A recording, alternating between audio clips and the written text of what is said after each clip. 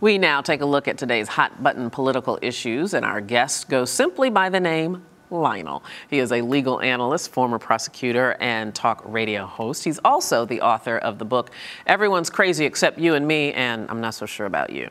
So welcome, Lionel. It's good to see you. Good to see you. And I still love the title of your book. Thank you. It's fantastic. Okay, so we want to talk a little bit about some of the issues that are happening now, and of course, a lot of conversation surrounding the allegations against Bill Cosby. Sure.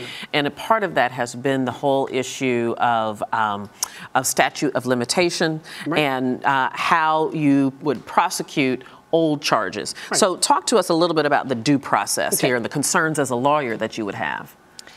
In our country, we have a belief that you should be accorded due process. We have statutes of limitation in civil cases and criminal. We have constitutional speedy trial, pre-accusatory delay. We don't want you to be sitting around and have a charge come out of nowhere. We have finality. We have time limits. Bill Cosby has been sentenced, charged, prosecuted as far as the public opinion is concerned. I'm not here to discuss that. But here's my question.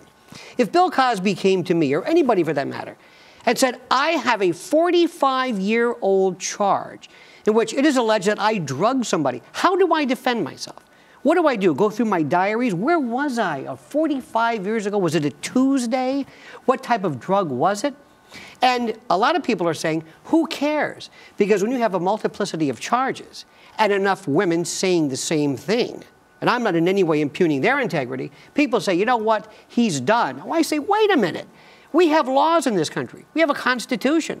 I don't care who you are. There is a certain degree of at least a conversation we should have about fairness. But let me ask you about this. Does Bill Cosby do himself any favors by not addressing these allegations, by simply not saying, I didn't do it, they're making it up, even though he's under no obligation to?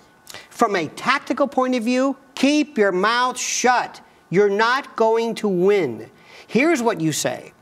You have a lawyer say, we will address this in a court of competent jurisdiction, in a tribunal where these types of matters are addressed. We are not going to in any way justify or dignify, validate. Mm-hmm. And that's it. And he becomes a monk. He moves to another country because we have the attention span of a gnat in this country, and there will be other issues. Go away. That goes for Camille, everybody that he knows. That's not a legal tactic. Well, this seems to be hanging on for a little bit in this case. Let me ask you about this. If an allegation turns out to be false, right, and I will loop into this conversation the story that has happened with the UVA sexual assault accusation and the Rolling Stone retraction of their story, what does it do to, and I'm going to use a word that you sensitized me to, the tenor and climate of victimology?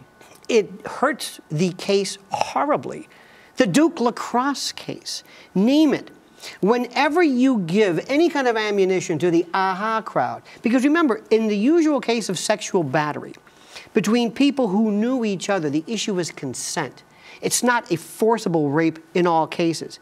So it's going to have to be about whether you believe somebody or not. Whenever there is a false allegation, you give the aha crowd ammunition.